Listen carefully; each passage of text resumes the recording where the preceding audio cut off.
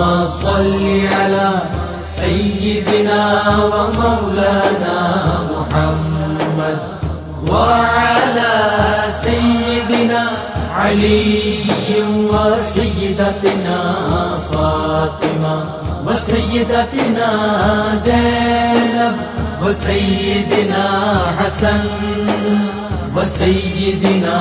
حسين. اعوذ باللہ من الشیطان الرجیم. بسم اللہ الرحمن الرحیم. الحمد للہ رب العالمین والصلاة والسلام علی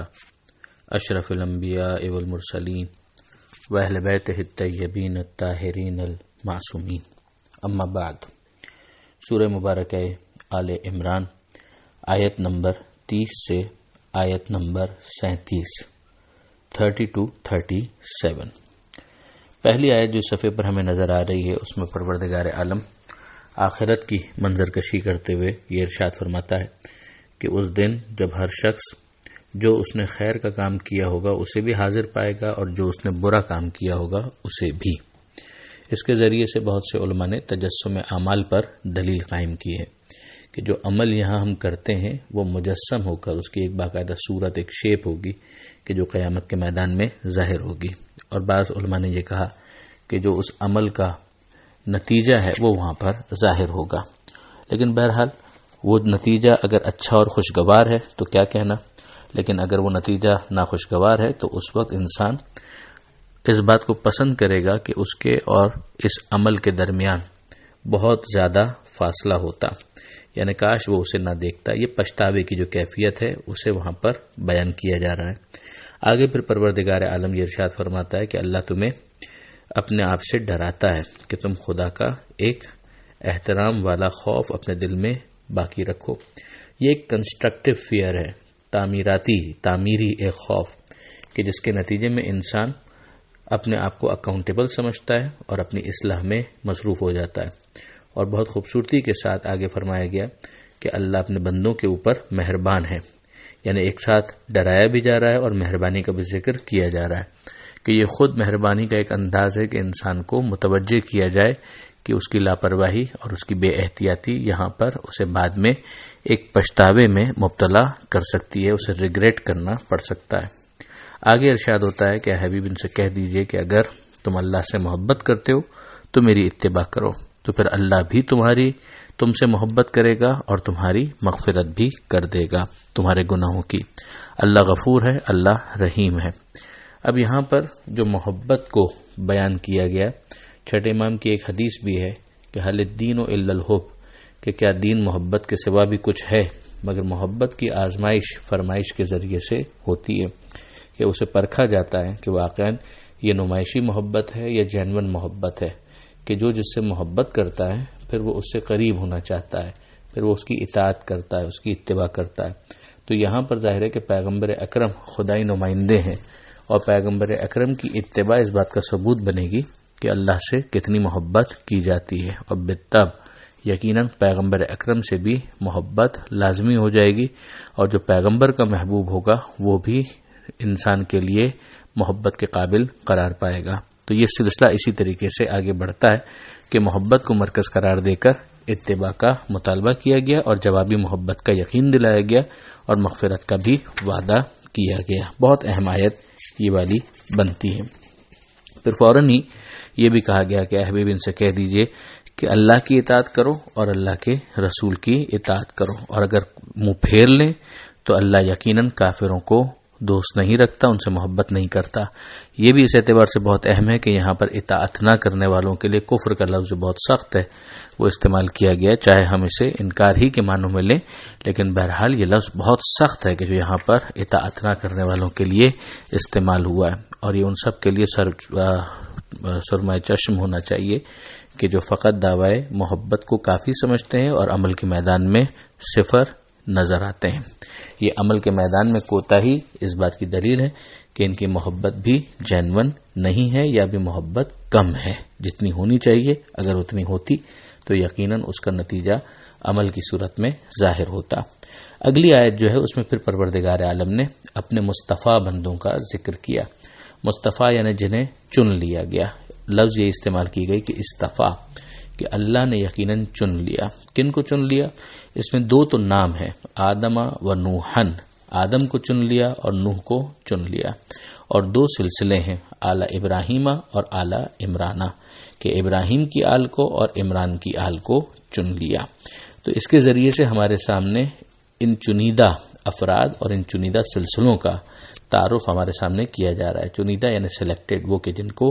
الگ سے نمایاں کیا گیا. اب یہاں پر ظاہر ہے کہ چونکہ یہ اللہ کا انتخاب ہے تو غلط نہیں ہوگا، نمبر ایک، اور اللہ کا انتخاب ہے تو ضمانت بھی ہوگی کہ یہ اللہ کے انتخاب کی مخالفت نہیں کریں گے، اپنے عمل کے ذریعے سے بھی جسٹیفائی کریں گے، اور یہ کر کے بھی دکھایا گیا. اب یہاں پر نہ ڈائنیسٹی اور کسی قسم کا کوئی نیگیٹو کامنٹ نہیں آ سکتا، اس لیے کہ یہ صرف نسل ہونے کی وجہ سے نہیں ہے، یہ خدا کے انتخاب کی وجہ سے ہے. ہم پہلے بھی اس بات کو سورہ بقرہ میں دیکھ چکے ہیں کہ جہاں پروردگار عالم نے حضرت ابراہیم علیہ السلام کی امامت کا اعلان کیا تھا، اور حضرت ابراہیم علیہ السلام نے یہ کہا تھا وَمِن ذُرِّيَّتِي، تو پروردگار عالم نے وہاں پر معیار بیان کیا تھا کہ جب یہ کہا گیا کہ میری نسل میں بھی یہ عہدہ جائے گا، تو خدا نے معیار دیا تھا کہ لا ینال عہد الظالمین، کہ یہ عہدہ میرا ظالموں تک نہیں جائے گا. تو نسل ابراہیم کا استفاء یہاں ہو رہا ہے، اور وہاں پر یہ اعلان، تو اس کا مطلب ہی یہ ہے کہ وہ جن کا انتخاب ہوگا نسل ابراہیم میں، وہ ایسے مصطفیٰ ہوں گے کہ جن کے اندر عدالت ہی عدالت ہوگی، جو اس حد تک راسخ ہوگی کہ اسی کو پھر اصطلاح میں عصمت سے تعبیر کیا جاتا ہے. ضمناً یہ بھی واضح ہے کہ آل ابراہیم کے اندر ختمی مرتبت بھی شامل ہو گئے، اور ختمی مرتبت کے بعد جو سلسلہ امامت ہے مولا علی سے لے کر امام زمانہ تک، اور پیغمبر اکرم کی چہیدی بیٹی حضرت زہرا سلام اللہ علیہا، اور پھر ساتھ ہی ساتھ آل ابراہیم کے اندر دوسری شاخ سے جو جناب اسحاق علیہ السلام سے ہے، اس میں ہمیں پھر نظر آتا ہے کہ جناب موسیٰ علیہ السلام اور جناب عیسیٰ علیہ السلام بھی شامل ہو گئے، اور بنی اسرائیل کے باقی انبیاء بھی اس سلسلے کے اندر شامل ہو گئے. آل عمران کے ذریعے سے حضرت عیسیٰ علیہ السلام جو جناب